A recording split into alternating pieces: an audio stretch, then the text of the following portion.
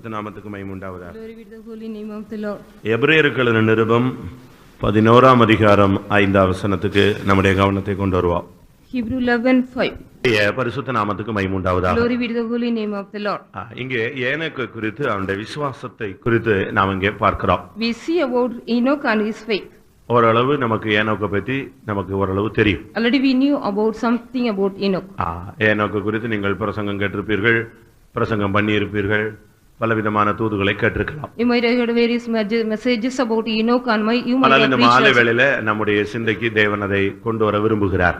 God wants to bring to in this evening this. எபிரேயர் 11ஆம் அதிகாரம் என்று சொல்லுவது விசுவாசத்தினால செயல்பட்ட பழைய ஏற்பாட்டு காலத்து பரிசுத்தவான்களை குறித்து சொல்லி இருக்கிறார். The 11th chapter of the Hebrew tells about the Old Testament saints which were worked according to the faith. இதுல சொல்லப்பட்ட நபர்களை காட்டிலும் அதிகமான நபர்கள் பழைய ஏற்பாட்டு காலத்துல வாழ்ந்தவர்கள் உண்டு. There are more people they lived in the Old Testament period, those are said not only in this verse. ஒவ்வொருவரும் ஒவ்வொரு விதங்களிலே சிறந்தவர்களும் மேன்மையுள்ளவர்களும் பராக்கிரமசாலிகளும் திறமையுள்ளவர்களுமாக இருந்தார்கள். Each and everybody were more the better and excellent and they were able also. ஆனால் விசுவாசத்தினால செயல்பட்டவர்களை குறித்து மாத்திரம் எபிரேயர் 11 தெளிவாக சொல்லுகிறார். But the Hebrew chapter 11 says clearly or those who worked according to the faith. ஏனென்றால் கிறிஸ்தவ வாழ்க்கை என்பது விசுவாச வாழ்க்கையாம். Because the Christian life is full of faith.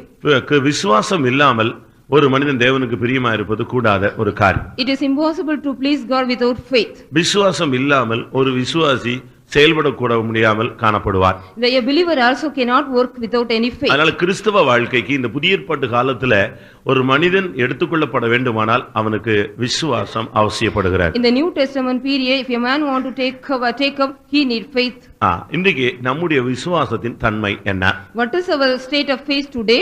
விசுவாசத்தினாலே அவன் மரணத்தை காணாதபடிக்கு எடுத்துக்கொள்ளப்பட்டான் என்று சொல்லியிருக்கிறார். It is said by faith he was translated without seeing the death. எடுத்துக்கொள்ளப்படுதல் என்பது புதிய ஏற்பாட்டு சத்தியம்.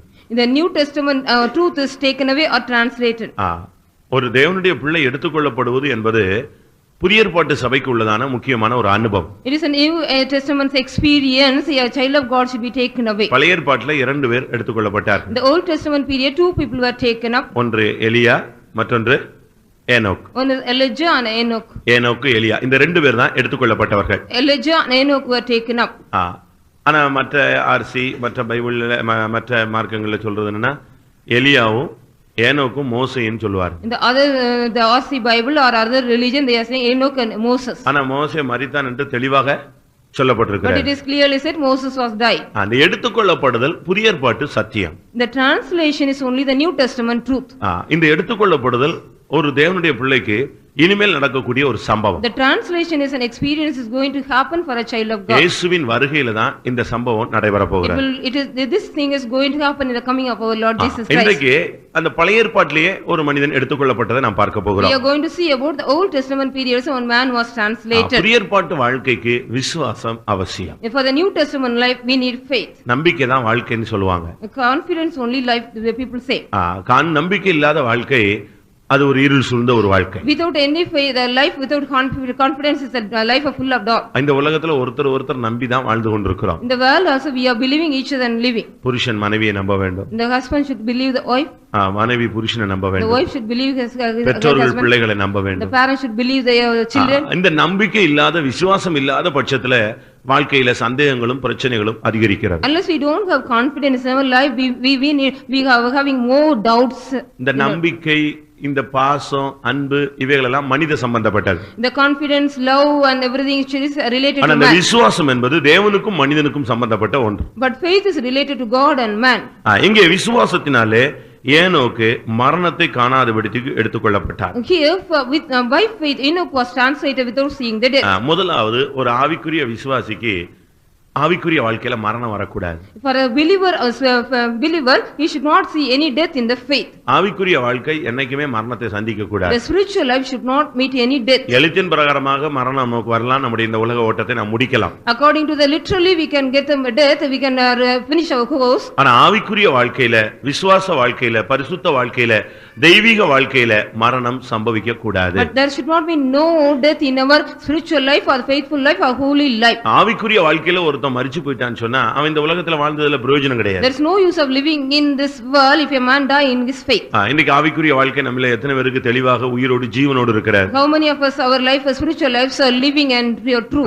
ஆவிக்குரிய வாழ்க்கையில மரணம் வந்துருச்சுன்னு சொன்னா அவன் நித்திய ஜீவனை இழந்து விடுகிறான். If there is a man attains death in the spiritual life, he is losing his eternal life. இன்னைக்கு अनेक தேவனுடைய பிள்ளைகள் ஆவிக்குரிய வாழ்க்கையில ஜீவன் இல்லாமல் இருக்கிறார். Many spiritual children of God, they do not have life in their spiritual life. கிரியை இல்லாத விசுவாசம் செத்தது என்று நமக்கு எல்லாருக்கும் தெரியும். We all well known about the faith without deed is dead. இன்னைக்கு நமக்குள்ள எத்தனை விதமான மரணங்கள் இருக்கு? How many kinds of death are found in us? லௌகிக துக்கம் எதை உண்டு பண்ணுகிறது? மரணத்தை உண்டு பண்ணுகிறது. The world is or brings death to us. லௌகிக உலக பிரகாரமான ஒரு துக்கம் உங்களை வந்து சார்ந்து விட்டால் தாக்கி விட்டால் உங்களுடைய வாழ்க்கையில மரணம் சம்பவிக்கிறது. The sorrow of the world if it comes unto you means it makes a death in you. ஒன்று நமக்கு மரணம் இருக்க கூடாது. First of all we should not have any death in us. இன்னைக்கு நம்முடைய வாழ்க்கை எப்படி இருக்கிறது? How is our life today? சுகபோகமாய் வாழ்கிறவன் உயிரோடு செத்தவன். One who is live pleasurefully is die while she live. எப்பொழுதெல்லாம் ஒரு விசுவாசி செத்தவனா மாறுறான்னா கிரியை இல்லாத தன்மை வரும் பொழுது செத்து போறான். Whenever a believer is dying, he is not having any deed means சுகபோக வாழ்க்கையில ஒரு விசுவாசி போகும்போது மரணத்தை சந்திச்சறான். When a believer goes in a pleasureful life, he meets a death. பல விதங்கள்ல இன்னைக்கு உலகத்துல மரணம் சம்பவிக்கிறதை பார்க்கலாம். We can see the various ways that death is happening in the world. இன்னைக்கு நமக்குள்ள எத்தனை தரம் இந்த மரணம் வருது? How many times we also get this death in us? ஒவ்வொரு நாளும் நாம் செத்து செத்து பிழைத்து இந்த வாழ்க்கையில தடுமாறி கொண்டே போய் கொண்டிருக்கிறோம். Each and every day we are going on dying and stumbling in this life and going. அடுத்ததாக Next, அவன் எடுத்துக்கொண்டபடினால் காணப்படாமல் போனான். Because he was not found because he was translated. தேவன் அவனை எடுத்துக்கொண்டபடினால் காணப்படாமல் போய்விட்டான். Because God was taken him, translated him, he was not found. அவன் எடுத்துக்கொள்ளப்படுவதற்கு முன்பு Before he was translated, தேவனுக்கு பிரியமானவன் என்று சாட்சி பெற்றான். he also got the testimony pleased God. சபையில ஒரு விசுவாசி எடுத்துக்கொள்ளப்படணும்னா முதலாவது ஆண்டவருக்கு பிரியமானவன் சாட்சி வரணும். If a believer want to take up means he has to get a testimony from God, he pleases God. ஒருவேளை உங்க பெற்றோர்களுக்கு நீங்க பிரியமான பிள்ளைகளா இருக்கலாம். You may be a pleasing children to your சபையில ஊழியர்களுக்கு ஒரு பிரியமான விசுவாசியாக இருக்கலாம். You are a pleasing believer to the servants of God in the church. உங்கள் மேல மற்றவர்கள் பிரியமா இருக்கலாம், நீங்கள் மற்றவர்கள் மேல பிரியமா இருக்கலாம். You may be pleasing others or others may be pleasing upon you. ஆனால் தேவனுக்கு நீங்கள் பிரியமானவர்களா என்பதை நீங்கள் சிந்தித்து பார்க்கணும். You have to test yourselves or remember yourself that are you pleasing God. வேதத்துல ஒரு 4-5 பேர் தான் கர்த்தருக்கு பிரியமானவர்கள் என்று பைபிள் சொல்லுது. The scripture says only 4 or 5 people are very pleasing to God. அநேக இடத்துல ஆண்டவர் பிரியமா இருந்ததில்லைன்னு தான் நம்ம வாசிக்கிறோம். In many places God there was not pleased we read. 1 கொரிந்தியர் 10 ன்னு நினைக்கிறேன். அங்கே சொல்லப்பட்டிருக்கிறது அநேக இடத்தில் ஆண்டவர் பிரியமாய் இருந்தது இல்லை. God was not pleased with them in among them many people. 1 கொரிந்தியர் 10:5. 1 Corinthians 10:5. அவர்களில் அதிகமானவர்களிடத்தில் தேவன் என்ன செய்யல? பிரியமாவே இருக்கல. God was not well pleased with many தாவீது ஆண்டவருக்கு பிரியமானவன் சொல்லி இருக்கு. It is said David was very well pleased. தானியேல் ஆண்டவருக்கு பிரியமானவன் சொல்லி இருக்கு. Daniel also was a believer one. இங்கே ஏனோக்கு தேவனுக்கு பிரியமானவன் சொல்லி இருக்கு. Enoch also was a man pleased to God. ஒன்று அவனுடைய வாழ்வில மரணம் கிடையாது. One thing in his life there was no death. இரண்டாவது விசுவாசத்தினால அவன் வாழ்ந்த ஒரு மனுஷன். Secondly he lived by faith. மூன்றாவது Thirdly, அவனுடைய வாழ்வில் அவன் தேவனுக்கு பிரியமானவன். in his life he was very pleased man to God. நம்ம எல்லாம் எப்படி இருக்கிறோம்? How are we now? ஆண்டவர் நம்மள பிரியமா இருக்கிறாரா? Or God is pleasing with us? நான் உங்கள்ட்ட பிரியமா இருக்கிறது பெரிய காரியம் இல்ல. It is not a matter I am pleasing with you. தேவன் நம்மள பிரியமா இருக்கிறாரா என்பதை பார்க்கணும். We have to see whether God is pleased with us or not. தேவனுக்கு பிரியமான ஒரு வாழ்க்கை இந்த உலகத்துல வாழாம நம்ம பைபிள் தூக்கிட்டு சுத்துறதுல பிரயோஜனம் கிடையாது. There is no use of roaming around with the Bible if God doesn't like us. உன்னுடைய கிரியைகள் ஆண்டவருக்கு பிரியமா இருக்கணும். Your deeds should be pleased to God. உன்னுடைய பேச்சு ஆண்டவருக்கு பிரியமா Your இருக்கணும். word should be pleased to God. அதனால தான் தாவீது என்ன சொல்லுகிறான்? So what David says, என் வாயின் வார்த்தைகளும் the words of my mouth என்னுடைய இருதயத்தின் தியானமும் and the meditation of my heart உம்முடைய சமூகத்துல உமக்கு பிரீதியாக இருப்பதாக. let it be acceptable to thee. வாயின் வார்த்தையும் இருதயத்தின் தியானமும் ஆண்டவருக்கு பிரியமா இருந்தா நீங்க ஆண்டவருக்கு பிரியமா இருக்கீங்கன்னு அர்த்தம். If your words of the mouth and your meditation of heart is pleased unto God, you are pleased to God. உன்னுடைய வாயின் வார்த்தைகளும் இருதயத்தின் தியானமும் தெய்வீகம் இல்லாம இருக்கும் பொழுது நீ ஆண்டவருக்கு பிரியமானவன் சொல்றதுல பிரயோஜனம் கிடையாது. There is no use of saying if your words of your mouth and the meditation of your heart is not pleased unto God. இன்றைக்கு நம்மில வாழ்க்கையை நாம் கொஞ்ச நேரம் சிந்தித்து பார்ப்போம். Today we are going to meditate our life for a little time. எப்படி இந்த அனுபவத்தை அவன் பெற்றுக்கொண்டான்? How did he receive this experience? இத நம்முடைய வாழ்க்கையோட நம்ம ஒப்பிட்டு இப்ப பார்க்க போறோம். We are going to compare this with our life ஒன்னு today. விசுவாசத்தினால அவன் இருந்தான். He was with faith. இரண்டாவது மரணத்தையே காணல. Secondly, he did not see death at all. மூன்றாவது ஆண்டவருக்கு பிரியமானவனா வாழ்ந்தான். Thirdly, he lived a man pleased God. எப்படி வாழ முடிந்தது? How did he live? எல்லாராலும் அப்படி வாழ முடியுதா? Can all live accordingly? எப்பொழுதும் ஆண்டவரை மாத்திரம் ப்ளீஸ் பண்ணி வாழக்கூடிய வாழ்க்கையை நம்ம வாழ முடியுதா? Can we live every time pleasing God only? நமக்கு பைபிள் ஸ்டடி கிடைக்குது. We get a Bible study. காத்திருப்பு கூட்டம் கிடைக்குது. We are having the tarrying meeting. ஆராதனை கிடைக்குது. We get services. எத்தனையோ பிரசங்கம் கேக்குறோம். We hear many preaching. Bible படிக்கிறோம். We read Bible. ஜெபம் பண்றோம். We pray well. உபவாசம் எடுக்கிறோம். We take fasting. பட் நம்முடைய வாழ்க்கையில இது நம்மளால செயல்படுத்த முடியுதா? Can we able to activate in our life this? எத்தனை பேருடைய வாழ்க்கையில விசுவாசத்துல நிக்க முடியுது? மரணம் இல்லாத ஆவிக்குரிய வாழ்க்கையை செயல்படுத்த முடியுது? எத்தனை பேருக்கு ஆண்டவருக்கு பிரியமா வாழ முடியுது? How many of our life we can stand for without death and can we please God? எப்படி அவனுக்கு அப்படிப்பட்ட ஒரு தெய்வீக வாழ்க்கை வாழ முடிந்ததுங்கிறது தான் நாம் படிக்க போறோம். We are going to study how did he live a divine life. இப்படி இருக்கணும் இப்படி இருக்கணும் இப்படி இருக்கணும்னு சொல்றது ரொம்ப simple. It is very easy. You have to be like this and that. அது நீங்க சொல்லலாம், நானும் பிரசங்கம் பண்ணலாம். You also say I also can ஆனா எப்படி அவனால இருக்க முடிஞ்சதுங்கிறது நமக்கு தெரிஞ்சாதான் நாம இருக்க முடியும். If we only know how he could able to stand like that, we can also be. எப்படி அவனால அப்படி இருக்க முடிந்தது? How he could be there? அத தான் நம்ம இப்ப படிக்க போறோம். That only we are going to study. ஏனோக்கு என்று சொன்னால் ரெண்டு அர்த்தம் இருக்கு. There are two meanings Enoch. ஒன்று பிரதிஷ்டைன்னு அர்த்தம். One is consecration. ஏனோக்குன்னு சொன்னா பிரதிஷ்டைன்னு அர்த்தம். Enoch means consecration. இன்னொரு அர்த்தத்தை நான் திரும்ப சொல்றேன். I will tell you the next meaning. இன்னொரு அர்த்தம் கற்றுக்கொண்டவன் அர்த்தம். And another meaning is one who learned. ஒன்று பிரதிஷ்டை, மற்றொன்று கற்றுக்கொண்டவன். One is consecration, another one he learned. ஒரு டிக்ஷனரியில கற்றுக்கொண்டவன் இருக்கு, இன்னொரு டிக்ஷனரியில பிரதிஷ்டைன்னு இருக்கு. In one dictionary it is consecration, another dictionary one man who learned. ஒரு மனிதனுடைய வாழ்க்கையில அவன் பிரதிஷ்டையாக இருந்தால் மட்டுமே அவன் ஆவிக்குரிய வாழ்க்கையில மரணம் இல்லாமல் போக முடியும். In a man's life, if he is live according to his consecration, he can go without any failure. அவனுடைய வாழ்க்கையில பிரதிஷ்டை இருந்தாதான் அவன் விசுவாசத்துல நிக்க முடியும். If in his life there is consecration, he can stand in the faith. விசுவாசம் என்பது நிபந்தனைக்கு உட்பட்டது. The faith is according to some conditions. அந்த விசுவாசம் இருந்தாதான், விசுவாசம் இல்லாமல் தேவனுக்கு பிரியமா இருப்பது கூடாத காரியம். அப்ப விசுவாசம் இருந்தாதான் அவன் தேவனுக்கு பிரியமா இருக்க முடியும். If he can faith, he can please God. அப்ப பிரதிஷ்டை தான் ரொம்ப முக்கியமானது. So the consecration is very important. என்னுடைய பிரசங்கங்கள்ல நீங்க அதிகமா கேட்டிருப்பீங்க இந்த பிரதிஷ்டை, தீர்மானம், உடன்படிக்கை. இது அடிக்கடி யூஸ் பண்றதுக்கு ரீசன் என்னன்னா, தேவனுக்கு பேரு உடன்படிக்கையின் தேவன் ஒரு பேர் இருக்கு. There is a name for God, the God of consecration. In my message also I often say about consecration, dedication. ஆசரிப்பு கூடத்துல அந்த பெட்டிக்கு பேர் கூட என்ன பேர் தான்? உடன்படிக்கை பெட்டிதான். The box which was in the tabernacle also called Ark of Covenant. தேவனோடு நம்ம நெருங்கணும்னா இந்த பிரதிஷ்டை தான் ரொம்ப உதவி செய்யுது. Only we can go nigh unto God with this consecration. ஒரு ஆசாரியன் தேவனுடைய சன்னிதானத்துல உள்ள போகணும்னா, if a priest want to go inside the tabernacle, அவனுடைய ஜீவிதத்துல பிரதிஷ்டை இருக்கணும். In his life also there should be consecration. அந்த உடை, in the dress, அவனுடைய செயல்பாடுகள், his activities, அவன் தன்னை பரிசுத்தம் பண்ணிக்கொள்ளுதல், like he makes holiness, எல்லாம் செயல்படுத்தி தான் உள்ளே போக முடியும். After making everything he can go inside. சும்மா நான் ஆசாரியன்னு சொல்லிட்டு உள்ள போக முடியாது. Ordinarily he cannot go inside by saying I am a priest. பிரகாரத்துல போயிரலாம். He can go enter the court. பரிசுத்த ஸ்தலத்துல போயிரலாம். He can go to the holy place. ஆனா எங்க போக முடியாது?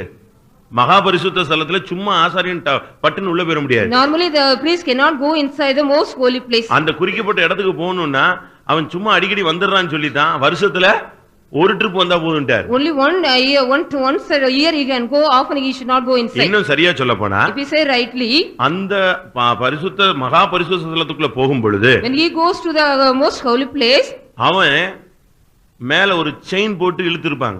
There will be a chain upon his body. நீங்க பைபிள்ல அத படிச்சா தெரியும். If you study in the Bible, you can. அவனுடைய Dressல ஃபுல்லா மாதுளம்பழம் போல ஒரு மணி செஞ்சு வச்சிருக்கான். There will be bell upon all over his dress. இந்த இரத்தத்தை தெளிக்கும்போது, when he is sprinkling the blood, இவனுடைய சரீர அசைவு உண்டாகும். there will be shaking of the body. இந்த Dress அசையும் பொழுது, when the garments shake, இந்த மணி எல்லாம் என்ன செய்யும்? டிங் டிங்னு சவுண்ட் வந்துட்டே இருக்கும். The bell also will ring. நீங்க இந்து கோயில்ல பாத்திருப்பீங்களே, you might have seen in the Hindu பூசாரி என்ன செய்றான்? what is the puja? ஒரு கையில தீபாராதனை செய்றான். in one hand he is doing some இன்னொரு கையில எதை வச்சிருப்பான்? ஆனா இதனுடைய துவக்கம் என்னங்கறத நம்ம பைபிள்ல படிக்கலாம். we can study where is the beginning of this. அதாவது அவன் ஆசாரியனுடைய சரீரத்துல இந்த மணி பதிக்கப்பட்டிருக்கும். These bells will be adorned the garment of இவன் இந்த இரத்தத்தை தெளிக்கும் பொழுது when he is sprinkling the blood, இவன் சரீரத்துல இருக்கிற இந்த மணிகள்லாம் சவுண்ட் கொடுத்துட்டே இருக்கும். all the bells will be ringing which is upon his இந்த body. மகா பரிசுத்த ஸ்தலத்துல போகும் பொழுது இந்த மணி அடிக்கணும். When he goes to the most holy place, the bells also should ring. இந்த மணி அடிக்கலனா If there is no bells sound, என்ன அர்த்தம்? what is the meaning? ஆசாரியன் செத்து போயிட்டான்னு The அர்த்தம். priest has died. மகா பரிசுத்த ஸ்தலத்துக்குள்ள பிரவேசிக்கும் பொழுது அவன் சரியான விதத்துல தன்னை பரிசுத்தம் பண்ணி கொண்டு உள்ளே பிரவேசிக்காதபடினால அவன் உள்ளே பிரவேசித்த இடத்துல நெஞ்சாச்சு கர்த்தரால அடிக்கப்பட்டு செத்து போயிட்டான். Because he is beaten by God and death, because he has not qualified himself well and went inside the holy place. இப்போ என்ன செய்யறது? Now what we can do? யார் போய் உள்ள தூக்குறது? Who can go and take him out? சத்தம் வரலன்னா ஆசாரியன் செத்துட்டான்னு அர்த்தம். If there is no bell ringing means the priest. அதனால அவன் வெளியே உள்ள போகும் பொழுதே அவன் பாடியோட கால்ல இணைந்து ஒரு செயினை போட்டு வச்சிருப்பான். They will be putting on chain when he goes inside. செத்து போயிட்டான்னு சொன்ன உடனே எதை இழுத்துறணும்? செயினை பிடிச்சு வெளியே இழுத்துற வேண்டிய ஆளு. He dies means they have to drag him by chain. என்ன உள்ள போனா சாதாரண மனுஷன் நெஞ்சிடுவான், அவன் செத்துருவான். If a normal man go inside, he will also die. அதனால தான் இன்னைக்கு நீங்க இந்து கோயில்ல போய் பாத்தீங்கன்னா அவன் முதல்ல உள்ள போன உடனே அடிச்சிட்டே இருக்கான், பெல் அடிச்சிட்டே இருப்பான். In the Hindu temple they go means they will go on ringing the bell. நல்லா புரிஞ்சுக்கொள்ளுங்க, இதுக்கு காரணம் பிரதிஷ்டையின் குறைவு. That is a less of a lack of consecration. ஒவ்வொரு விசுவாசிக்கும் ஒரு பிரதிஷ்டை இருக்கு. Each and every believer has a consecration. ஒவ்வொரு ஊழியக்காரனுக்கும் ஒரு பிரதிஷ்டை Each இருக்கு. and every workers of God has a consecration. ஒரு விசுவாசியும் ஊழியக்காரனும் 24 hours இந்த பிரதிஷ்டையின் சட்டத்துக்குள்ள அந்த வட்டத்துக்குள்ள தான் அவன் நிக்கணும். Each believer and the servants of God should be in this round of consecration for 24 hours. எப்படியும் வாழலாம் இல்ல, இப்படி தான் வாழணும்ங்கிறது தான் கிறிஸ்தவம். We cannot live any way, but we have to live according to some way. இந்த மார்க்கத்துக்குள்ள தான் நீ நிக்கணும், இந்த வட்டத்துக்குள்ள தான் நிக்கணும். You have to be in this round. இந்த வட்டத்துக்குள்ள இருந்தாதான் உன்னுடைய வாழ்வு பாதுகாக்கப்படும். If you are in this round, your life will be saved. அதனால ஊழியக்காரனுக்கு ஒரு பிரதிஷ்டை இருக்கு. There is a separate consecration. விசுவாசிக்கு ஒரு பிரதிஷ்டை இருக்கு. For a believer also separate அந்த consecration. ரெண்டு பேருமே அந்தந்த பிரதிஷ்டையில நின்னுட்டே இருக்கணும். They should be going on standing in their own consecration. இந்த பிரதிஷ்டையில கொஞ்சம் மீறும் பொழுது நமக்குள்ள மரணம் வந்து. If we get a small violation in our consecration, we get death. அதனால எப்பொழுதுமே பிரதிஷ்டையின் வாழ்வு நமக்கு இருக்கணும். Every time, so we need the consecration of life. சொந்தக்காரன் வீட்டுக்கு போனாலும் சரி, If we go to the relative's house, உங்க வீட்டுக்கு போனாலும் சரி, we go to your own house, ரட்சிக்கப்படாத மற்றவங்க வீட்டுக்கு போனாலும் we சரி, go to the other இல்ல unbelievers' house, ரட்சிக்கப்பட்ட விசுவாசி வீட்டுக்கு போனாலும் if we சரி, go to the other believers' house, சபைக்கு வந்தாலும் சரி, we come to the church, எந்த இடத்துலயும் உனக்குன்னு ஒரு பிரதிஷ்டை இருக்கும், அதுலயே தான் நீ செய்யணும், நிக்கணும். wherever you go, you need a consecration, you have to stand on that. இப்ப போலீஸ் நீங்க எடுத்துக்கங்களேன், போலீஸ் You take police, ஒரு பீட்ல ஒரு போலீஸ் நிக்கிறான்னு வச்சுக்கோங்க, there is a police in that place. அவனுடைய லிமிட்டுக்கு தாண்டி ஒருத்தன் ஆக்சிடென்ட் ஆயிட்டா கூட இவன் இங்க இருந்து எங்க போக மாட்டான், அங்க போக கூடாது. If a man go beyond the limit and get an accident, he will not go there. இல்ல ஒரு குறிக்கப்பட்ட எல்லையை வச்சுக்கோங்க, அந்த இந்த வட்டத்துக்குரியது போலீஸ் எல்லைன்னு போட்டிருப்பான். There will be a border or a limit for the police. அதுபோல உனக்கும் ஒரு ஆவிக்குரிய வாழ்க்கைக்கு ஒரு பிரதிஷ்டையின் எல்லை இருக்கு. You also having a border or a limit for your நீ consecrated life. தேவனோடு நெருங்கி வர இது உனக்கு உபயோகப்படுகிறது. It is very useful for you. You have to come now and go. எத்தனை பேர் பிரதிஷ்டை வாழ்க்கை வாழ்றோம்? How many of are living in the life of சின்ன consecration? சின்ன காரியத்துல நமக்கும் தேவனுக்கும் ஒரு நல்ல அண்டர்ஸ்டாண்டிங் இருக்கும். We need a great understanding between us and God in a small matter. சாப்பாட்டுல பிரதிஷ்டை பண்றவங்க இருக்காங்க. There are people who are making consecration in the food. Dressல பிரதிஷ்டை உள்ளவங்க The இருக்காங்க. garments also the people are making consecration. தூக்கத்துக்கு பிரதிஷ்டை பண்றவங்க The இருக்காங்க. sleepness also they are making some consecration. செருப்பு போடாம இருக்காங்க. They are not even wearing the chappals. கொடை எடுக்காம இருக்காங்க. They were not using umbrella. இப்படி ரொம்ப பிரதிஷ்டை அவங்கவங்க ஒவ்வொரு தூண்டுதலுக்கு ஏற்றவனமா அவங்களுக்கு ஏவுதல் கிடைச்சது மாதிரி பண்ணி வச்சிருக்காங்க. According to their own motives, they are using some consecration. அதுல நீ சரியா உண்மையா இருந்துட்டே போணும். You have to go on truthfully in that. இன்னைக்கு நம்ம எத்தனை பேருக்கு இந்த பிரதிஷ்டையில நமக்கு உண்மையா இருக்க முடியும்? How many of you can able to be truthful in those அந்த consecrations? பிரதிஷ்டையில இருந்தாதான் உன்னுடைய வாழ்வுல தேவனுடைய தீர்க்க தரிசனமோ இல்லாவிட்டால் கிருபைகளோ சரியான விதத்துல வேலை செய்யும். If you are having the consecration, the prophecy of God or the work of God will be happening in your life. பிரதிஷ்டை உள்ள மனுஷனுக்கு தான் தீர்க்க தரிசனம் வரம் கரெக்டா வேலை செய்யும். Only the man who is having the consecration, the prophecy will work properly. பிரதிஷ்டை உள்ள மனுஷன் தான் பிரசங்கம் பண்ணா எஃபெக்ட்டா இருக்கும். If a man having consecration, if he preach, it will be effective. பிரதிஷ்டை உள்ள மனுஷன் தான் வருகையை பத்தி சிந்திப்பான். Only the consecrated man can think about the coming. மற்றபடி நீங்க என்ன பிரசங்கம் பண்ணாலும் அவனுக்கு ஒண்ணும் ஒர்க் ஆகவே ஆகாது. Otherwise, if you preach anything, it will not work for you. நம்முடைய வாழ்க்கையில பிரதிஷ்டை இருந்தாதான் அடுத்த ஸ்டெப் நமக்கு நல்லா இருக்கும். If in our life if there is consecration, the next step will be clear. யோபு கண்களோடு பிரதிஷ்டை பண்ண மனுஷன். Job was a man made consecration with his eyes.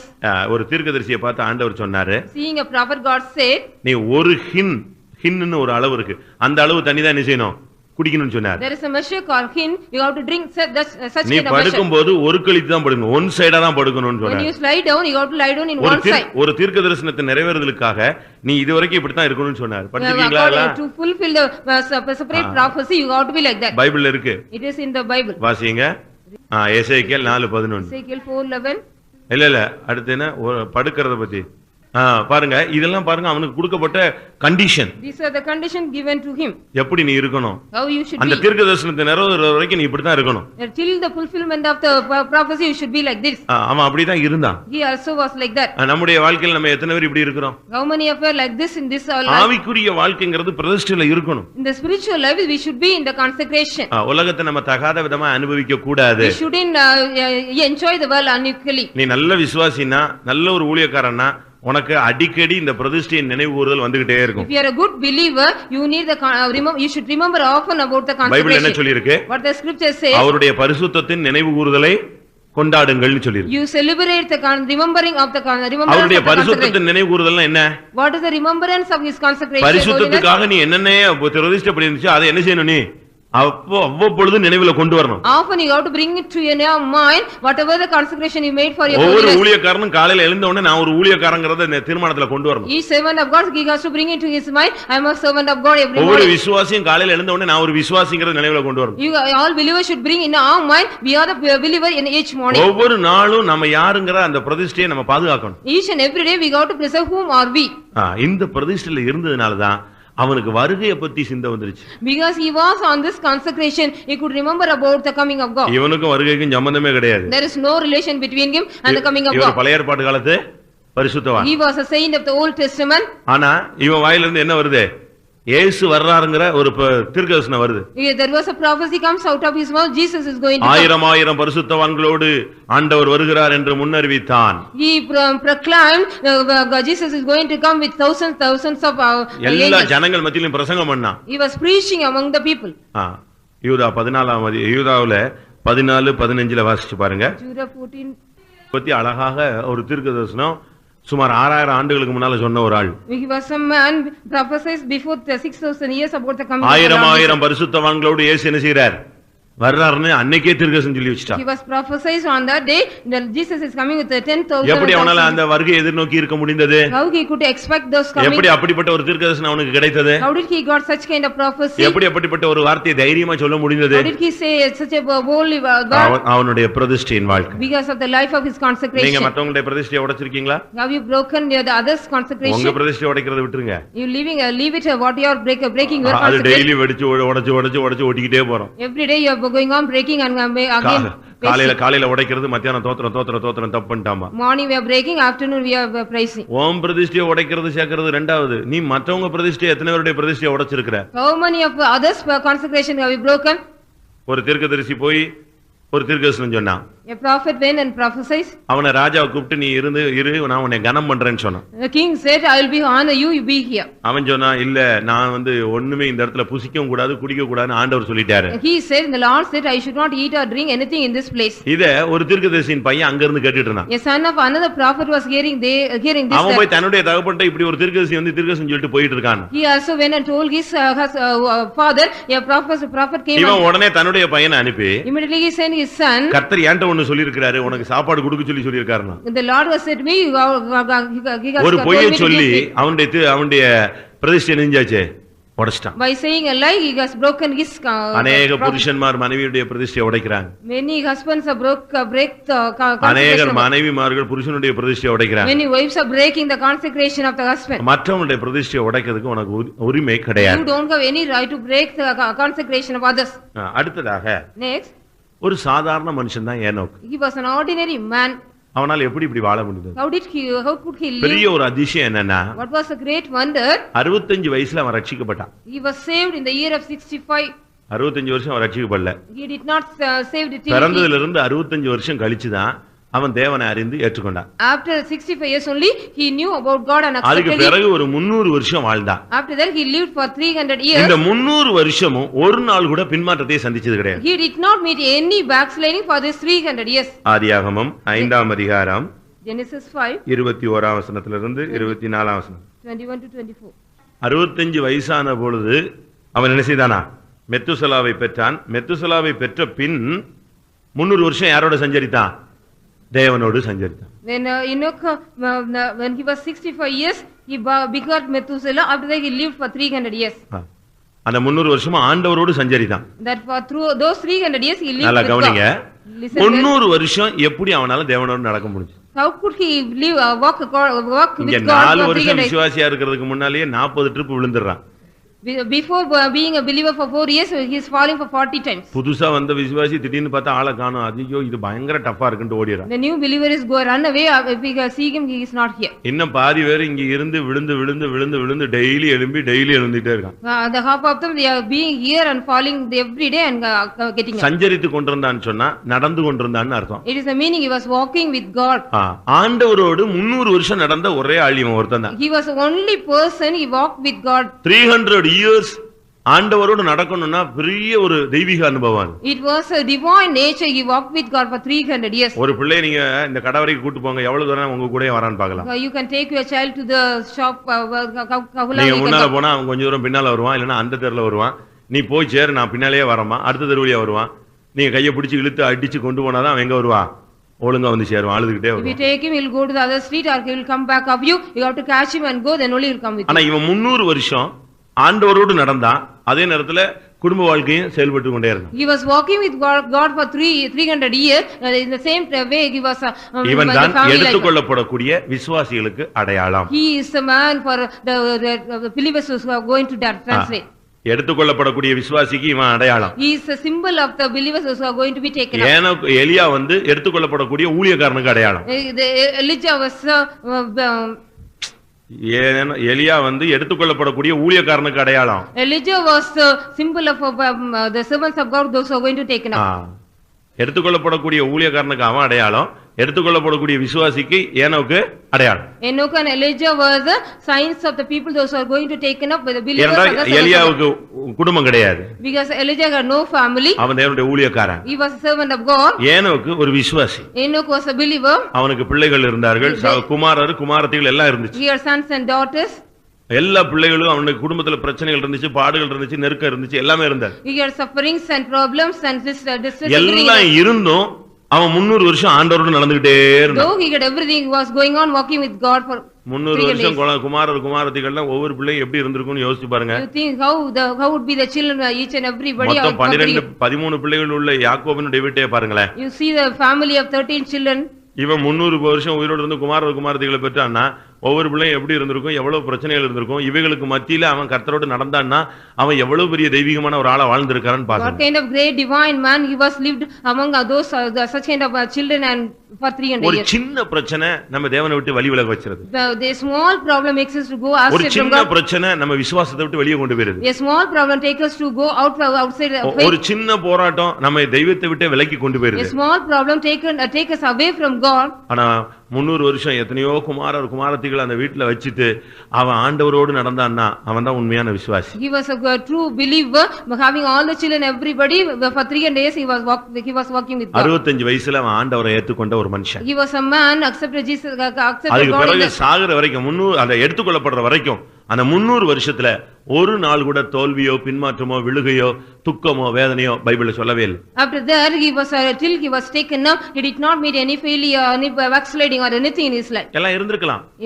He made ஆனா இவைகளுக்கு மத்தியில ஆண்டவரோட நெஞ்சிட்டு இருந்தான், நடந்துகிட்டே இருந்தான். Among this he was going on walking with God. 300 வருஷம் தேவனோடு நடந்தான்னா அவன் என்ன மாதிரி தன்னுடைய மைண்ட் தன்னுடைய நினைவுகள் எல்லாம் தெய்வீகமா மாற்றி இருப்பான். How he might have changed his mind and thought with God for 300 years. எத்தனை பேருக்கு நம்முடைய வாழ்க்கையில விசுவாச வாழ்க்கையில சலிப்பு தட்டி இருக்கிறது? In our faithful life, how many of you we are get bored? ஒரு 4 நாள் டெய்லி கண்டினியூவா ஜெபம் பண்ணா 5வது நாள் சரி கொஞ்சம் பொறுத்து ஜெபம் பண்ணலாம் அப்படிங்கற ஒரு சிந்தை வந்து. 4 days we raise our hands and pray, the 5th day will be after. தேவனோடு நடந்தான் அப்படினா என்ன அர்த்தம்? What is walked with God? நம்ம ஆவியில நடக்கிறது வேற விஷயம். It is walking in the spirit is another meaning. அப்பலாம் அப்படி கிடையாது. He was not so. சஞ்சரித்து கொண்டிருந்தானா யாரோட நடந்தான்னு அர்த்தம்? டெய்லி ஆண்டவர் அவனுக்கு தரிசனம் ஆகுறாரு, அவன்கிட்ட பேசுறாரு, இவன் அவர்கிட்ட பேசுறான், ரெண்டு பேரும் கொஞ்ச நேரம் வாக்கிங் பண்றான். Every day God is appearing to him, he is also talking, even God is also talking. Every day they were they had such experience. பிள்ளைகளை கூட்டிட்டு வாக்கிங் போற ஆளுங்களை நீங்க பாப்பீங்க. You can see the people they said they are நாயை கூட்டிட்டு walking போற ஆளை பாப்பீங்க. You can see the people they said they are taking the dogs and walking. ஆனா இவன் யாரோட வாக்கிங் பண்ணா? But whom with he walked? சஞ்சரித்தல்ங்கிறதுக்கு இங்கிலீஷ்ல வாக்கிங் தான் சொல்லியிருக்கு. In English it is said walking with God. தேவனோடு நடந்தான். He walked with God. Daily ஆண்டவரோட நடந்துகிட்டே இருக்கு. Every day he walked with God. அவனுக்கு மனைவி உண்டு, பிள்ளைகள் உண்டு, அப்பா அந்த பிரச்சனை இந்த பிரச்சனை. ஒரு வீட்டுல 2 பிள்ளைகளை வச்சுட்டு அவன் வேண்டாம் முதலே இருந்தா ஊழித்து போயிருவான் இருக்கான். Even in a small family having 2 children, they are having such kind of problem. He had also family, wife problem, everything. ஊழித்து போயிருறாங்கறா. He says I want to. கல்யாணத்துக்கு முன்னால இந்த சத்தியம் தெரிஞ்சிருந்தா நாங்க எங்க போயிருப்போம்? ஊழியத்துக்கே போயிருப்போம். Before the marriage, if I know this truth, I would have gone to the ministry. ஆனா கல்யாணத்துக்கு முன்னால தெரிஞ்ச பாட்டில நான் ஊழியத்துக்கு வரதுக்கு வரவே மாட்டாங்கறா. Before knowing that the truth before the marriage, the people are saying now we won't come. நம்முடைய நிலவரம் ரொம்ப தரக்குறைவா இருக்குறாங்க. Our states are very low. தேவனோடு நடப்பது என்பதுதான் வாழ்க்கையில ஜெயகரமான ஒரு வாழ்க்கை. Walking with God is a victorious life in our life. அவன் தேவனோடு சஞ்சரித்து எடுத்துக்கொள்ளப்பட்டான். He was walking with God and was translated. எப்படி அவனால் முடிந்தது? How it could possible with him? ஒன்று பிரதிஷ்டை. One was consecration. இரண்டாவது Secondly, கற்றுக்கொண்டவன் அர்த்தம். he was a man learned. ஆவிக்குரிய வாழ்க்கைக்கு முக்கியமானது பிரதிஷ்டை. இரண்டாவது ஆண்டவர்ட்ட நீ எல்லாத்தையும் கற்றுக்கொள்ளணும். For the spiritual life, consecration is very important. Next, you have to learn everything from God. ஒரு சிலர்லாம் பாருங்க எத்தனையோ வருஷங்களாக படிச்சுக்கிட்டே இருக்காங்க. Many people are going on learning for many years. ஒவ்வொரு சம்பவமும் ஒவ்வொரு பாடங்கள். Each and every experience, the incident is one lesson. ஒவ்வொரு பிரச்சனைகளும் ஒவ்வொரு பாடம். Each problem is each lesson. ஒரு பாதையில கர்த்தர் உன்னை கொண்டு வராருன்னா அதுல நீ சில காரியங்களை கத்துக்கொள்றதுக்கு தான் நீ செய்றாரு உன்னை கொண்டு வராரு. God is taking you to your path means you have to learn some lesson from that only God takes you. இன்னைக்கு ஃபாரின் போய் ரொம்ப பேருக்கு படிக்கிறது நீங்க பாத்துக்கலாம். You can see where people are going to abroad and learning. சென்னையில போய் படிக்கிறவங்கள பார்க்கலாம். People are going to Chennai and learning. வட இந்தியால போய் படிக்கிறவங்கள பார்க்கலாம். People are going to the North Indian and they are learning. இப்படி பல இடங்களுக்கு போய் பல காரியங்களை பலர் கற்றுக்கொள்ளும் பொழுது when people are going to various places and learning various things, இயேசு கிறிஸ்து உன்னை கற்றுக்கொள்றதுக்கு பரலோகத்துல இருந்து பூலோகத்துக்கு வந்தார். Jesus Christ came to the world for leaving the heaven. அவன் படிக்கிறதுக்கு கண்டம் விட்டு கண்டம் போயிட்டு இருக்கான். Many people are going from continent to continent. ஆனா இயேசு கிறிஸ்து படிப்பதற்கு எங்க இருந்து வந்தாரு? பரலோகத்துல இருந்து பூலோகத்துக்கு ஒன்னு கத்துக்கிறதுக்காக வந்தாராம். But Jesus Christ came to the world from living heaven to எதை கற்றுக்கொள்ள வந்தாரு? What he learned? எதை? Obedience. கீழ்ப்படிதலை கற்றுக்கொள்றதுக்கு பரலோகத்துல இருந்து பூலோகத்துக்கு வந்தார். He came to learn obedience. He came from heaven to the world. ஒரு ஆவிக்குரிய மனுஷன் கற்றுக்கொள்ள வேண்டிய முதல் பாடம் கீழ்ப்படிதல். A spiritual man, first of all, he has to learn the obedience. எபிரேயர் 5:8. Hebrew 5:8. அவர் குமாரனா இருந்தார், பட்ட பாடுகளினால எதை கற்றுக்கிட்டாரு? கீழ்ப்படிதலை கற்றுக்கொண்டார். Though he was a son, yet learned obedience, the things which he suffered. முதலாவது ஒரு ஆவிக்குரிய மனுஷன் கற்றுக்கொள்ளணும்னு சொன்னா அவன் கற்றுக்கொள்ள வேண்டிய முதல் பாடம் கீழ்ப்படிதல். First of all, if a spiritual man want to learn something means he has to learn obedience. ஊழியத்துல ஒரு வேர்ட் உண்டு. There is a word in the ministry. தெரியுமா? Do you know? இந்த கீழ்ப்படிதல் சம்பந்தப்பட்ட ஒரு வார்த்தை நீங்க பிரசங்கம் கேட்டீங்க. கேள்வி கேட்காத கீழ்ப்படிதல். You should not ask anything. இந்த வார்த்தை கேள்விப்பட்டிருக்கீங்களா? Have you heard about this? ஒரு ஊழியக்காரனுக்கு இருக்க வேண்டியதான முதல் அனுபவம் கீழ்ப்படிதல் இல்ல. என்ன கீழ்ப்படிதல்? கேள்வியே கேட்காத கீழ்ப்படிதல். Obedience without asking any question. தம்பி போன்னா போயிட்டே இருக்கணும். Brother, you go means you have to go. ஏன் எங்க போணும் எதுக்கு இந்த பேச்சே இருக்க கூடாது. You shouldn't ask why where I have to go. நம்ம என்ன செய்றோம்? What we do? அது எங்கங்க கேள்வியே கேட்காம எப்படிங்க என்னன்னு சொல்ல தெரியாம எப்படி கீழ்ப்படிய முடியும்? How can we without asking question? How can we do not know without knowing? இது நம்முடைய மனுஷீகம். It is our manly nature. தெய்வீகம் அப்படி அல்ல. But the divine is not so. கேள்வி கேட்காத கீழ்ப்படிதல். The obedience without asking any question. யாரை அனுப்புவேன்னா நான் அனுப்புறேன். சரி நீ போன்னு சொல்லியாச்சு. Whom I send, I will. நீ போனா அங்க ஜீவனை கொடுக்கணும்னு சொல்றாங்க. அவர் ஜீவனை கொடுக்க ரெடியா வந்துட்டார். If you go, you have to give your life. பட்ட பாடுகளினாலே எதை கற்றுக்கிட்டாரு? கீழ்ப்படிதலை கற்றுக்கொண்டார். He learned obedience because of the suffering. ஒரு விசுவாசிக்கு ஊழியக்காரருக்கு முதல்ல அவசியமா அவன் கற்றுக்கொள்ள வேண்டிய முக்கியமான பாடம் கீழ்ப்படிதல். A believer and the servants of God, first lesson they got to learn is obedience. அதாவது எதுவரை கீழ்ப்படியணும்? Till how we have to obey? ஏன்னா ஒரு மாசம் கீழ்ப்படியலாம், இப்படியே நெருக்கிக்கிட்டே இருந்தா எப்படின்னு? Only 1 month we can go on obey. After that how? பிலிப்பியர் 2 என்ன சொல்லுகிறது? What is Philippians? மரண பரியந்தம், அதாவது சிலுவையின் மரண பரியந்தம். Till his death, that is the death on the cross. சாவு வரைக்கும் சொல்லாம எதுவரை எந்த சாவு வரைக்கும்? சிலுவையில சாகுற வரைக்கும். Unto the death, even the death of the cross. அப்படினா என்ன அர்த்தம்? What is the meaning of that? உன் உயிர் போற வரைக்கும் நமக்கு கீழ்ப்படிதல் மெயின் அவசியம். Till the end of your life you have to obey. அந்த மலைக்கு ஓடி போன்னு சொல்றாரு லோத்தை பார்த்து. Seeing Lot, you have to escape to the mountain. இவன் ஃபர்ஸ்ட் அடிச்ச முதல் வார்த்தை என்னது? What is the first word he said? அப்படி அல்ல ஆண்டவரே. Now it's not so wrong. அன்னையோட அவன் வாழ்க்கை சீரழிஞ்சிருச்சு. That his life was spoiled. என்ன ஏதுன்னு கேட்க கூடாது, போன்னு சொன்னா போயிட்டே இருக்கணும். You shouldn't ask why and what. If you are asked to go means you have to go. மிலிட்டரியில நீங்க பார்த்து கேள்விப்பட்டிருப்பீங்க. You might have heard in the militaries. இந்த குண்டு போடுறாங்க பாருங்க flight. They are bombing. Commander ஒரு நம்பர் சொல்லுவான். Commander will say a number.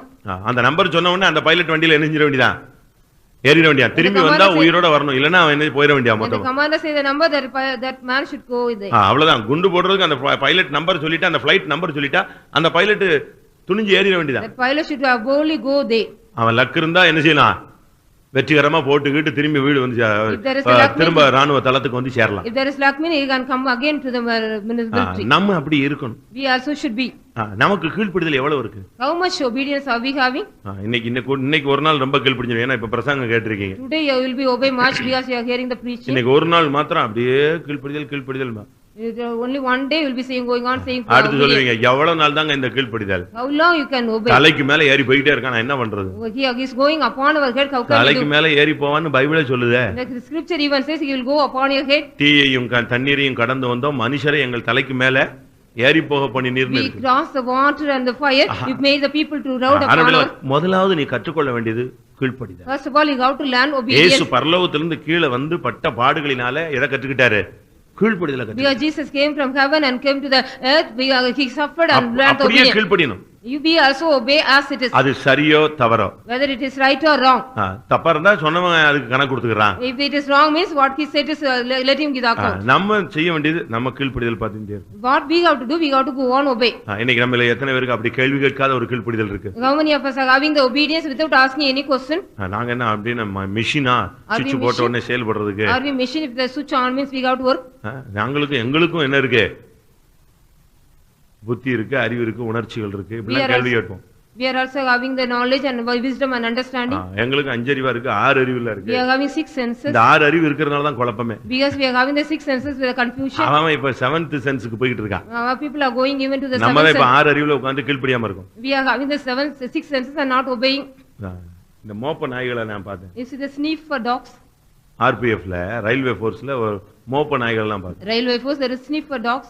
அவன் ஒரு சிக்னல் கொடுத்த உடனே அப்படியே உட்கார்ந்து. If he gives a signal it will அது பக்கத்துல கறி துண்டு என்ன போட்டாலும் என்ன செய்யாது, ஒண்ணுமே பண்ணாது. அமைதியா எங்கேயோ பார்த்துட்டு உட்கார்ந்த மாதிரி உட்கார்ந்திருக்கு. Whatever meat or flesh given to you it will not know eat. நம்ம என்ன செய்வோம்? What we will do?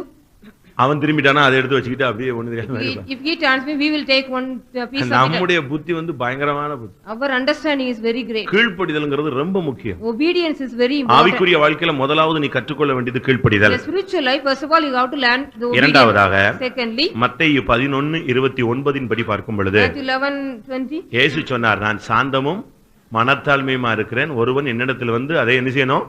கற்றுக்கொள்ளும். I meek and lowly, one man should come and learn me.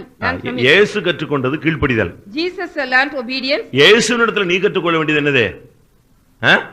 சாந்தம் மனத்தாழ்மை. You have to learn meek and lowly in heart. சாந்தான் பேர் வச்சிருப்பாங்க, பாத்துறீங்களா? You might have heard the people name meek. பாத்தி நீங்க பேசி பாருங்க. You go and speak with them. எவ்வளவு சாந்தம் இருக்குன்னு கிலோ கணக்குல கண்டுபிடிச்சுக்கலாம். You can find out how much meekness with them. பயங்கர டென்ஷனா இருப்பாங்க. They will be very tense. பேருக்கு அதுக்கு என்ன கிடையாது, எந்த விதமான சம்பந்தமும் கிடையாது. There is no relation between the name and இயேசு சொன்னார், நான் சாந்தமும் மனத்தாழ்மையுமா இருக்கேன். I meek and lowly Jesus said. இயேசுவிடத்துல கற்றுக்கொள்ள வேண்டிய முக்கியமான 2 காரியம், ஒன்று சாந்தம். The truth சாந்தம்ங்கிறதுக்கு இன்னொரு அர்த்தம் அமைதி. There is a meekness means சாந்தமும் அமைதியுள்ள ஆவியாகிய இருதயத்தில் மறைந்திருக்கிற குணமே உங்களுக்கு அலங்காரமாய் இருக்க கடவது. The meek and the quiet spirit should be your adorning. இன்னும் சொல்ல போனா சும்மா இருக்கிறதுன்னு அர்த்தம். That is we should be very quiet. எரேமியால என்ன சொல்லி இருக்கிறது? ஏசாயால சும்மா இருப்பதே உங்களுடைய பலன். It is a strength, you should be very quiet. பிரச்சனை கொந்தளிக்கும் போது நீ அமைதியா இருக்கணும். When the problems is storming, you have to be very quiet. நீ என்ன செஞ்ச கூடாது, சேர்ந்து கொந்தளிக்க கூடாது. You also shouldn't go with that. முதலாவது நீ சாந்தத்தை கற்றுக்கொள். First of all you have to learn meekness. படகு பயங்கரமா அசையுது. The காற்று பயங்கரமா வீசுது. The wind is also vigorous. கடல் பயங்கரமா கொந்தளிக்குது. The sea is also stormy. சீஷர்கள்லாம் போட்டு படவை தண்டு வலிக்கிறாங்க. The disciples also rowing the boat. என்ன தண்டு வலிச்சாலும் ஒண்ணும் பண்ண முடியல. Whatever they row they couldn't do anything. ஆனா இதுக்கு நடுவுல யார் இருந்தா? Among this who was there? யார் இருந்தது? இயேசு அந்த படவின் பின்னணியத்திலே என்ன செஞ்சாரா? தலை வச்சு இளைப்பாறிட்டு இருந்தார். Jesus was sleeping at the backside of the boat. பேதுரு போனா, என்ன நாங்க சாவறோம், உனக்கு கொஞ்சம் கூட கவலையே இல்லையான்னு கேட்டான். Peter went and asked, we are going to போதகரே, die. நாங்கள் மடிந்து போகிறோம், உமக்கு கவலையே இல்லையா, என்ன இப்படி தூங்குறேன்னு கேக்குறான்.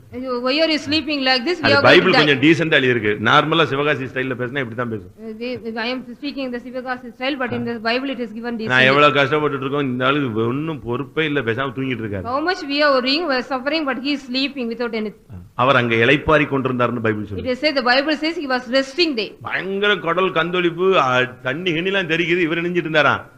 இதுதான் சாந்தம். This is meekness. He was sleeping among the பிரச்சனையோட stormy. சேர்ந்து நீயும் கொந்தளிச்சிட கூடாது. With the problem, you also shouldn't storm. நீயும் கொந்தளிச்சா என்ன ஆகும்? If you also storm and ஒண்ணும் கரையேறவே மாட்டீங்க நீங்க. you will not come to the land. அவன் போட்டு தண்டு வலின்னு வலிச்சு பார்த்தான். நான் என்ன சொல்றேன், ஃபர்ஸ்ட் யாரை எழுப்பி இருக்கலாம், நீ ஃபர்ஸ்ட் யாரை எழுப்பி இருக்கலாம். தண்டெல்லாம் வலிக்கிறதுக்கு முன்னால ஐயா கடல் கொந்தளிக்குதுன்னு எழுப்பி இருந்தா இறையாதுன்னு இருப்பாரு. பிரச்சனை ஸ்டார்டிங்ல எழுஞ்சிருக்கும், சால்வ் ஆயிருக்கும். நீயும் சேர்ந்து கொந்தளிச்சுட்டு கடைசியில யாரை எழுப்புற, இயேசுவை கூப்பிடுற. Before rowing the boat, hardly they could have waken up Jesus. Jesus could have calm everything. இயேசு அந்த இடத்துல இளைப்பாரி கொண்டு Jesus was resting in that place. அதுக்கு ஒருத்தர் பிரசங்கம் பண்ணார். One man எப்படி preached. இவ்வளவு கடல் கொந்தளிக்கும் போது இயேசு அமைதியா இருந்தார். How did Jesus be quiet?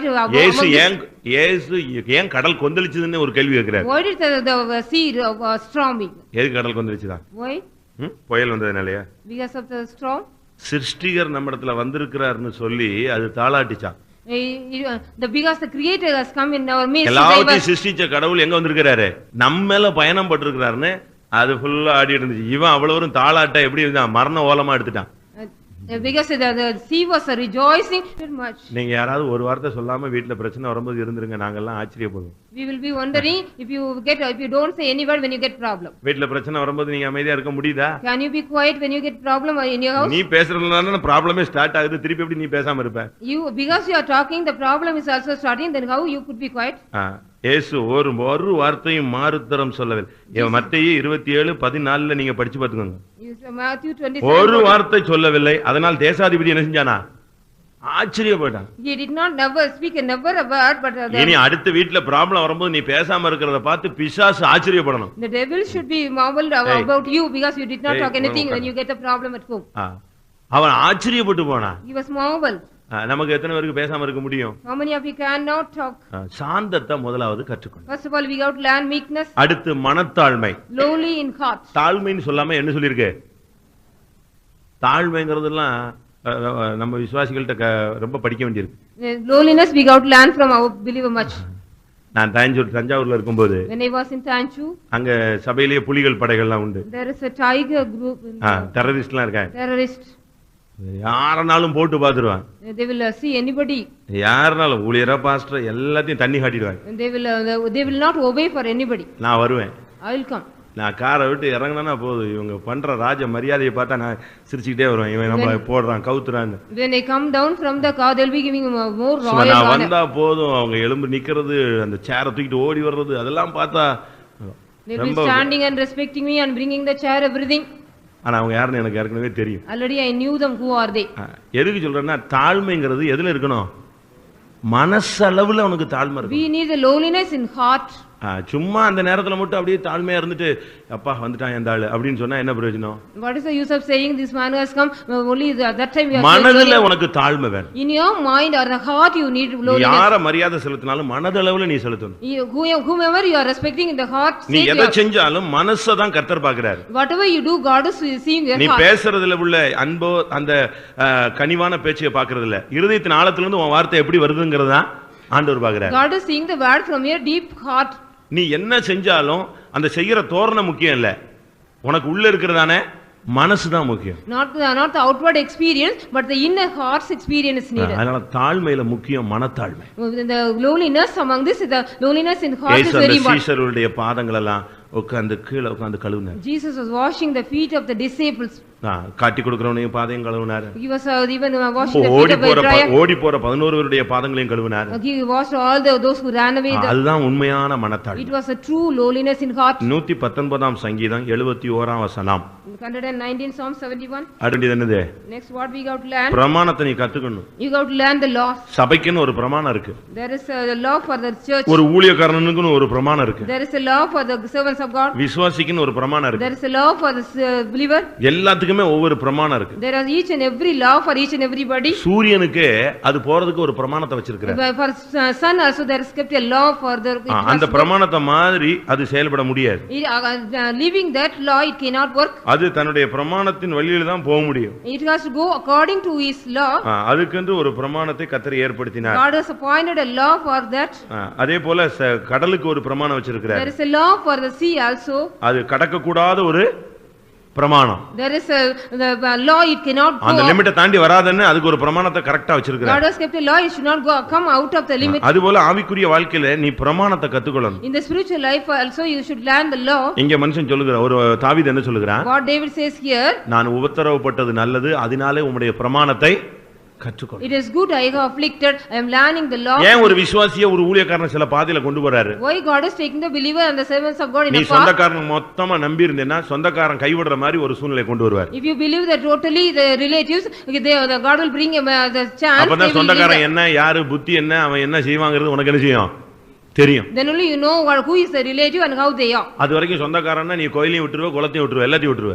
If there is a relative means you will be leaving everything. அங்க போய் அவன்ට அடிபட்ட பிறகுதான் ரைட் உனக்கு ஒரு பாடம். After getting the blows only you are getting a lesson. ஓடும்போது முட்னாதான் அவன் என்ன செய்வான், அடுத்த trip குனிவான். When he runs he dashes me then he bow down. அதனால நம்முடைய வாழ்க்கையில பிரமாணங்களை கற்றுக்கொள்ளும். In our life so we have to learn the laws. பிரமாணம் தெரிஞ்சாதான் நம்ம சரியான விதத்துல போக முடியும். If we know the laws only we can go in a right way. இப்ப இந்தியால நீங்க பாத்தீங்கன்னு சொன்னா we see in India எல்லாமே ரைட் ஹேண்ட் டிரைவரா இருக்கும். Yeah, everything in a right hand drive. நீங்க ஃபாரின்ல போனீங்கன்னா if you go to the எல்லாமே என்னது left hand drive. the left hand drive. பாத்திருக்கீங்க தானே, உண்மைதானே? Is it true? நீங்க இங்க ரைட்ல போறவங்க அங்க பார்த்தா எப்படி வருவான், லெஃப்ட்ல வருவான். If you can go here right they will come in the foreign கார்ல எல்லாம் பின்னால போட்டுருப்பான் லெஃப்ட் ஹேண்ட் டிரைவ் அப்படினு போட்டுருப்பான். in the foreign car it will be in left hand drive. மற்ற டூ வீலர் காட்டிலும் புல்லட் நீங்க பாத்தீங்கன்னா பிரேக் எந்த சைடுல இருக்கும், லெஃப்ட் சைடுல இருக்கும். the bullet the brake will be in the left hand. மற்ற வண்டில எங்க இருக்கும், ரைட்ல இருக்கும். all the other vehicle in the right. அது அந்த வெளிநாட்டுக்காக செயல்படுத்தப்பட்ட வாகனம். this is a vehicle for the நீ அங்க போயிட்டு ரைட்ல ஓட்டுனீனா உன்னை உள்ள தூக்கி வச்சிருவான். if you go and drive in the right hand side means they will put you inside.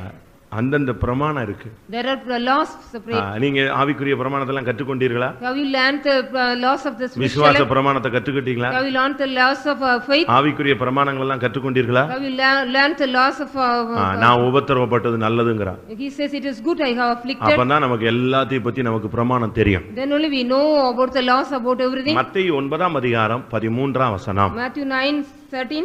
பலியை அல்ல நான் எதை விரும்புகிறேன், இரக்கத்தை விரும்புகிறேன். I will have mercy not the sacrifice. உன்னுடைய காணிக்கையோ உன்னுடைய பலியோ முக்கியமல்ல. your oblation or your sacrifice is not important. ஒரு ஆவிக்குரிய மனுஷன் இரக்கம் உள்ளவனா இருக்கும். a spiritual man should have merciness. இரக்கம் உள்ளவர்கள் பாக்கியவான்கள், அவர்கள் இரக்கம் பெறுவார். those are mercy people, blessed are the mercy people. நியாய தீர்ப்பில் இரக்கம் முந்திக்கொள்ளுன்னு சொல்லிருக்கு. the mercy will come forward in the judgment. எவ்வளவு இரக்க சுபாவம் இருக்கு. how much mercy capital mercy. ஒருத்தன் விசுவாசி இல்லாட்ட ஊழியக்காரன் சொன்னா அவனுக்கு இரக்க சுபாவம் இருக்கு. a believer or a servant of God should have mercy.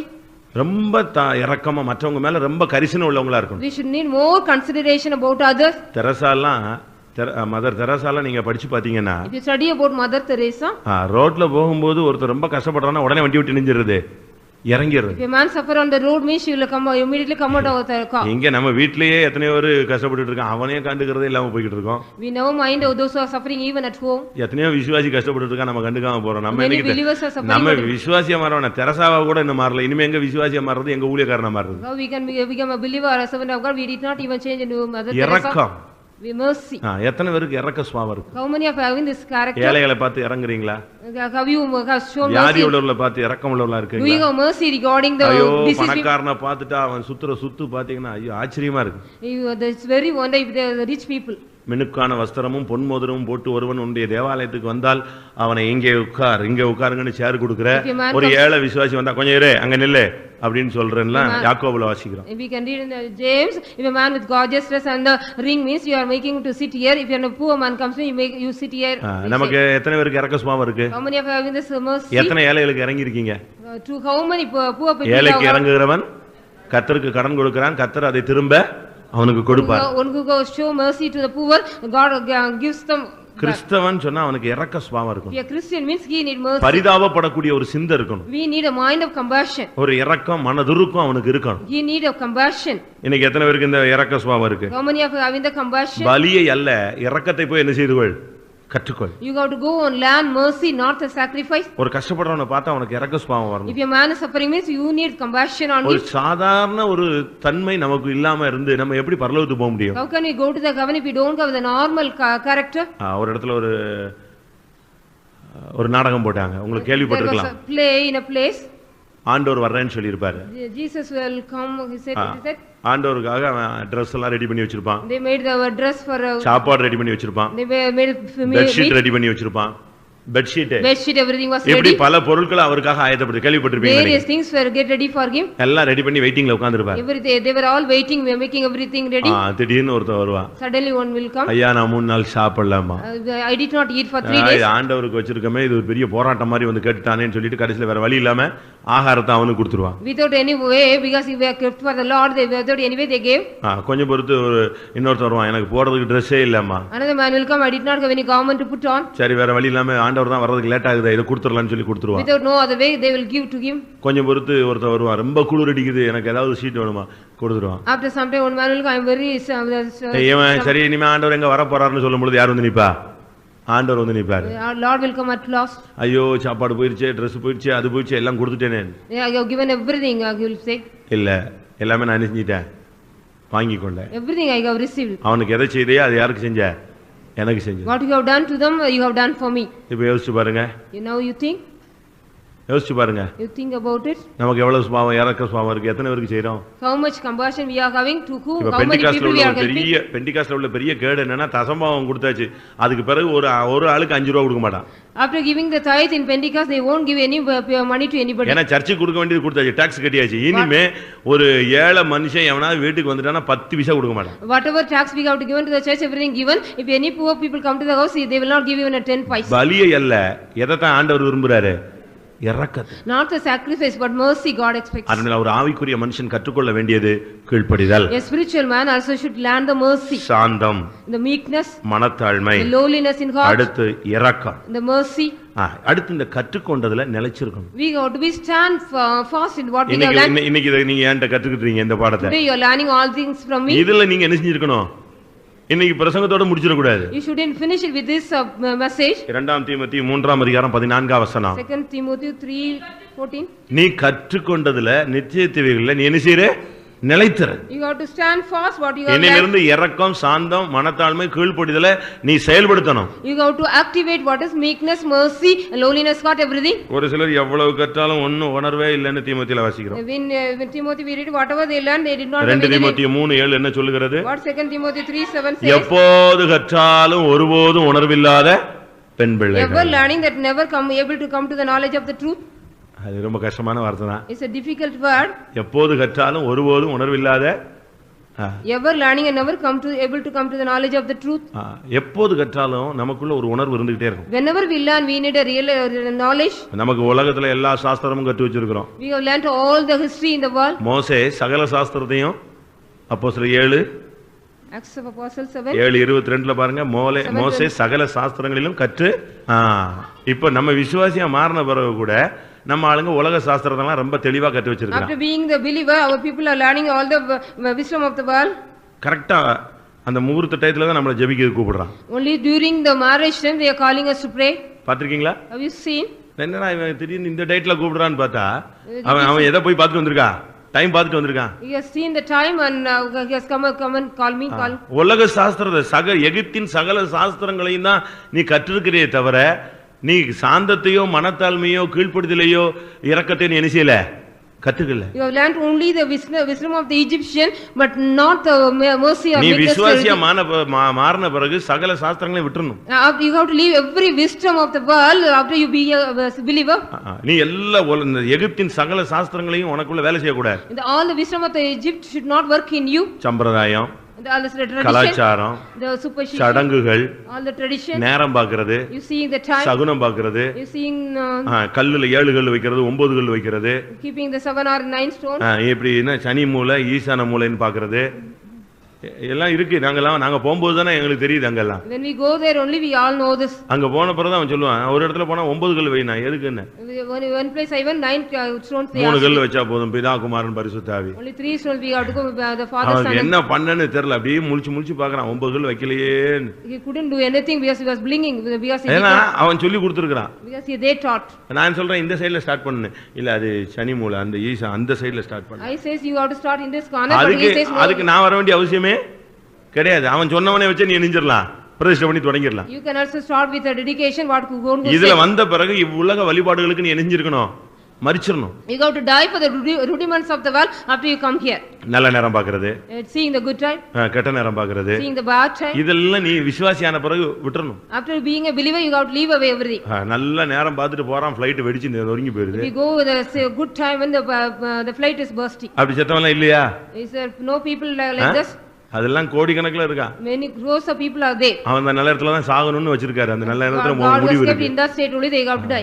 அதனால நீ இந்த எகிப்தின் சாஸ்திரங்களை நீ கற்று தர கூடாது. You should not learn all the wisdom of the Egypt.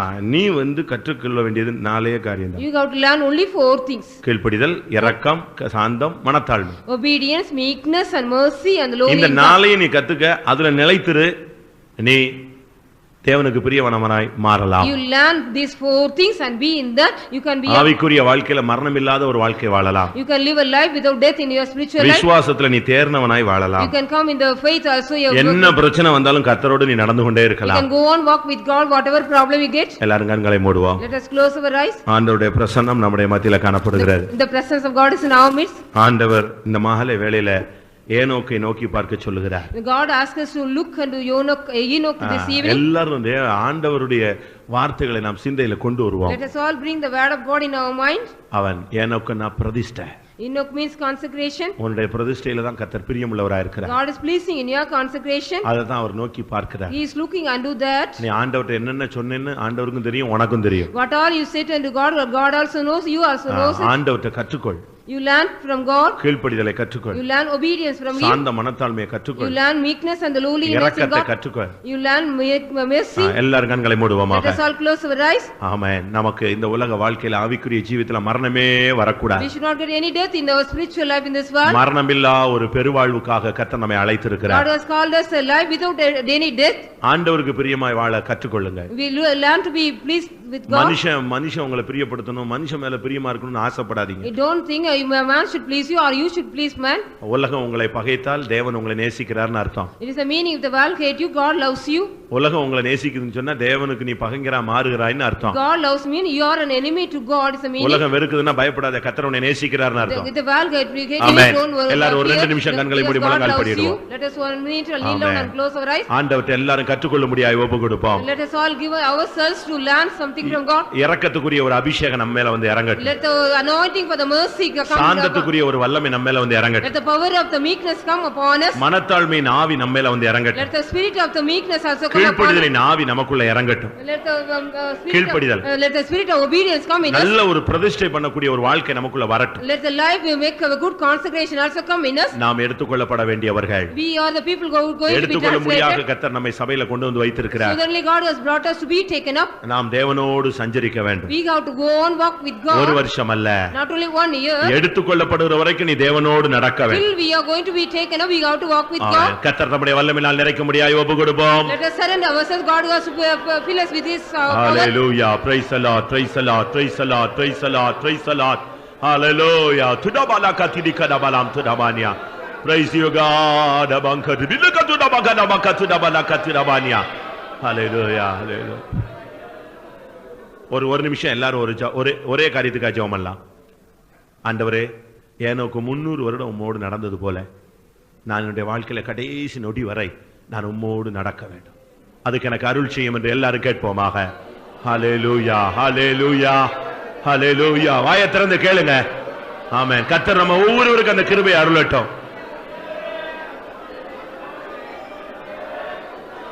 Praise the Lord, praise the Lord. Ibikadabalakatudakadabakatudamania. Hallelujah. Rimamania rabalakadabakadabakatudabakatudam. Amen. Shadadadadadabala. Tudabalakatidikadabalakatudamania. ஆமென் ஆமென் ஆமென். ஏனோக்கின் வாழ்க்கையை திரும்பி பார்க்க கர்த்தர் உதவி செய்தபடினால ஸ்தோத்திரம் பண்ணுவோம்.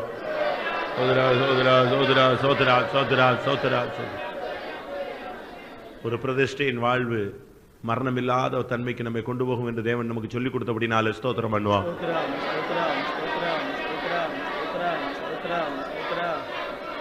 நாம் எவைகளை கற்றுக்கொள்ள வேண்டும் என்பதை தேவன் நமக்கு சொல்லிக் கொடுத்தபடினாலே ஸ்தோத்திரம் பண்ணுவோம். ஆண்டவரிடத்தில் கற்றுக்கொண்டு அதில் நிலைத்திருந்து ஒரு தெய்வீக வாழ்க்கை வாழ்ந்து ஆண்டவர் ஒரு பொழுது எடுத்துக்கொள்ளப்பட ஒவ்வொருவருக்கும் உதவி செய்ய முடியாது. ஸ்தோத்திரம் பண்ணுவோம். எல்லா துதி கன மகிமை அவருக்கே செலுத்தி ஸ்தோத்திரம் பண்ணுவோம். எங்களை அதிகமாய் நேசிக்கிறதான நல்ல ஆண்டவரே, ஏனே கூடிய மேன்மையான ஜீவியத்தை நாங்கள் கற்றுக்கொள்ளுகிற கர்த்தருக்கு ஆண்டவரே, இந்த நாட்கள் எங்களுக்கு உதவி செய்தபடினால் உமக்கு ஸ்தோத்திரம். ஆண்டவரே, அவன் பூமியிலே ஜீவித்த நாட்களில் உலகத்தில் ஜீவித்த நாட்களை பார்க்கலாம், உம்மிடத்தில் ஜீவித்த நாட்கள் அதிகம். ஆண்டவரே, நாங்கள் இந்த நாட்களில் உலகத்திலே சிற்றின்பத்திலே ஜீவிக்கிறதை பார்க்கலாம், உம்மோடு ஏகமாய் நடக்க கர்த்தர் இந்த நாட்கள் எங்களுக்கு உதவி செய்யும்படியாய் ஜெபிக்கிறோம். பிரதிஷ்டிலே உறுதியாய் தரித்திருக்க ஆண்டவரே, நீர் எங்களுக்கு இந்த நாட்கள் அதிகமான கிருபை தரும்படியாய் ஜெபிக்கிறோம். ஆண்டவரே, நீர் கற்றுக்கொண்டது போல எம்முடத்திலே ஆண்டவரே நாங்கள் கீழ்ப்படிதல் கற்றுக்கொள்ள கர்த்தர் உதவி செய்யும். எல்லாவற்றிலும் அப்படியே நாங்கள் கீழ்ப்படிந்து நடக்க உமக்கு பிரியமாய் ஜீவிக்க கர்த்தர் எங்களுக்கு உதவி செய்யும். உம்முடைய சாந்தத்தையும் மனத்தாழ்மை எங்களுக்கு தரும்படியாய் ஜெபிக்கிறோம். ஆண்டவரே, எல்லாவற்றுக்கும் மேலாக எங்களுடைய இருதயத்தில் நீ இரக்கத்தை வைக்கும்படியாய் ஜெபிக்கிறோம். ஆண்டவரே, இந்த நாட்களும் உம்மோடு சஞ்சரித்து ஜீவிக்கவும் நாங்கள் மரணத்தை காணாமல் எடுத்துக்கொள்ளப்படவும் கர்த்தர் எங்களுக்கு உதவி செய்யும்படியாய் ஜெபிக்கிறோம். அந்த மேன்மையான ஒரு ஜீவியத்தை இன்று நீர் எங்களுக்கு கற்று தந்தபடினால ஸ்தோத்திரம். நாங்கள் கற்று மறந்து போகிறது அல்ல ஆண்டவரே, எங்களுடைய ஜீவியத்திலே நாங்கள் அதை பழக்க வைத்து நாங்கள் ஜீவிக்க கடைசி வரைந்து அதை பற்றி கொண்டு ஜீவிக்க கர்த்தர் எங்களுக்கு உதவி செய்யும். முடிவு வரிந்து உம்மோடு நடக்க கர்த்தர் எங்களுக்கு உதவி செய்யும். கிருபையினால் நிரப்பும். எங்களை தாழ்த்தி ஒப்பு கொடுக்கிறோம். எல்லா விசுவாசிகளும் தேவன் பொறுப்படும். இந்த கேட்ட வசனம் கேட்ட யாவரும் ஜீவிக்க உதவி செய்யும். எல்லா கனமும் துதியும் மணியும் நீர் எடுத்துக்கொள்ளும். இயேசுவின் நாமத்தில் ஜெபம் கேட்கிறோம் நல்ல பிதாவே, ஆமென். நம்முடைய கர்த்தராகிய இயேசு கிறிஸ்துவின் கிருபையும் பிதாவாகிய தேவனுடைய அன்பும் பரிசுத்த ஆவியின் ஐக்கியமும் நம் அனைவருடன் சகல பரிசுத்தம் அவங்களுடன் கர்த்தராகிய இயேசு மகிமையிலே வெளிப்படும் மட்டும் இருப்பதாக. அல்லேலூயா.